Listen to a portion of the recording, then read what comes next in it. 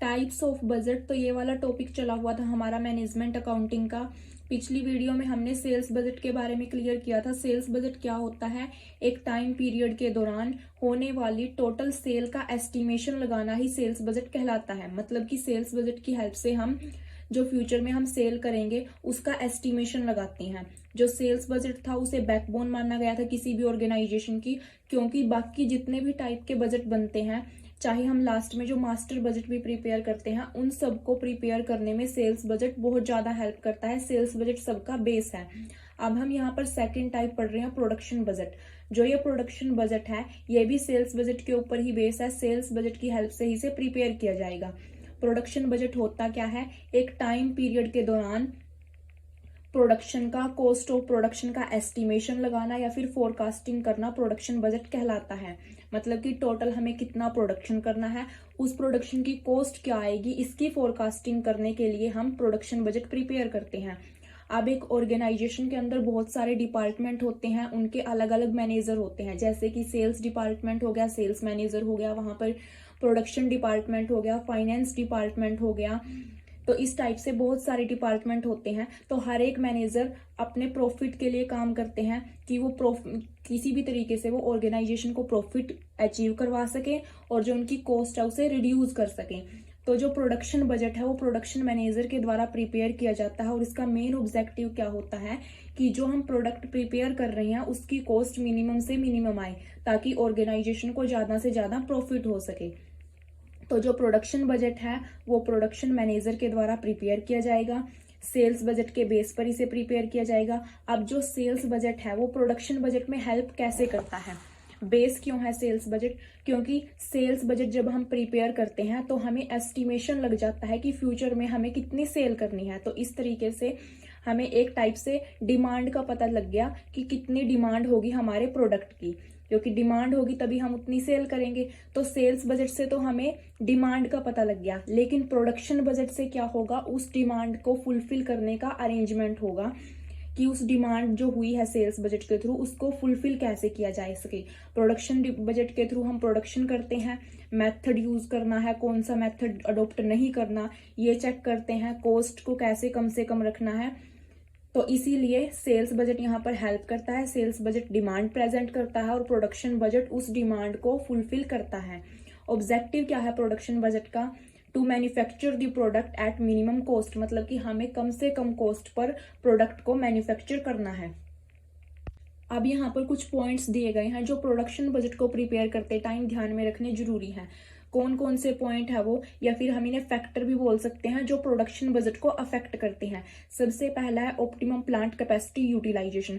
हमारी ऑर्गेनाइजेशन के अंदर जिस भी टाइप का प्लांट है, जिस भी टाइप की मशीनरी लगी हुई है, उसका ऑप्टिमम यूटिलाइजेशन हो। तो इस तरीके से हमें अपना प्रोडक्शन बजट प्रिपेयर करना है, क्योंकि प्रोडक्शन बजट के थ्रू हम अपनी कॉस्ट को मिनिमम से मिनिमम रखने की कोशिश करते हैं। अगर हमारे पास प्लांट या फिर मशीनरी हाई लेवल की है, बहुत बड़ी है, लेकिन हम उसके अंदर प्रोडक्शन थोड़ा सा कर रहे हैं, तो इससे हमारी कॉस्ट बढ़ जाएगी, क्योंकि वो प्लांट या फिर मशीनरी बहुत सारे टाइम तक आइडल पड़ा रहेगा, जबकि हमें प्रोडक्शन करने के लिए कम होगा।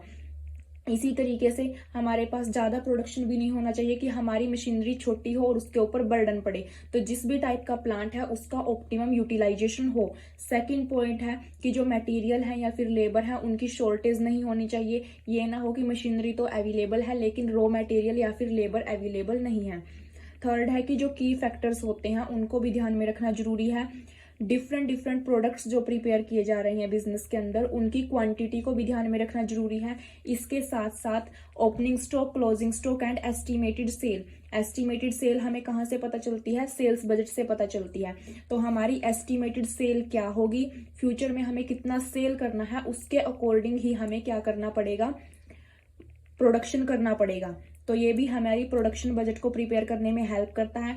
स्टार्टिंग में हम देखते हैं कि हमारे पास ओपनिंग स्टॉक कितना है, एस्टिमेटेड सेल हमें सेल कितनी करनी है। ओपनिंग स्टॉक जितना होगा उसके बाद हम सेल करेंगे, प्रोडक्शन करेंगे एस्टिमेटेड सेल तक पहुंचने के लिए। लास्ट में हमारा क्लोजिंग स्टॉक कितना बचता है। तो ये सब पॉइंट ध्यान में रखने जरूरी है। अवेलेबिलिटी ऑफ फिजिकल रिसोर्सेज की अवेलेबिलिटी को। अब इसके बाद जो थर्ड टाइप है वो है मटेरियल बजट का। मटेरियल बजट क्या होता है?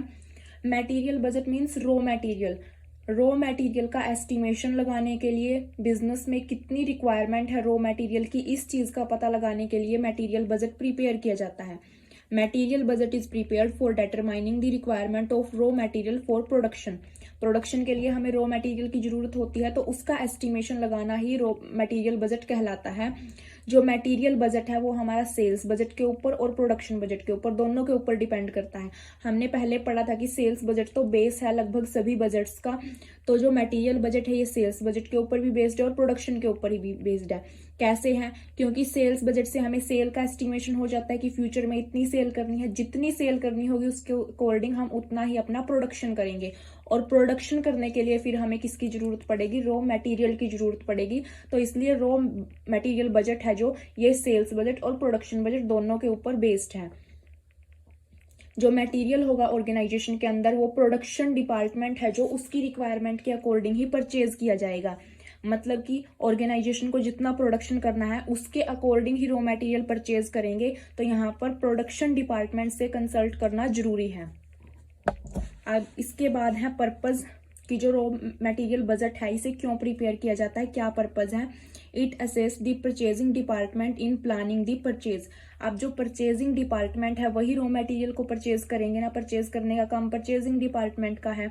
तो यहाँ पर रॉ मटेरियल बजट अगर हमने प्रिपेयर किया है तो ये परचेजिंग डिपार्टमेंट को परचेज की प्लानिंग करने में कि कितना परचेज करना है हेल्प करता है।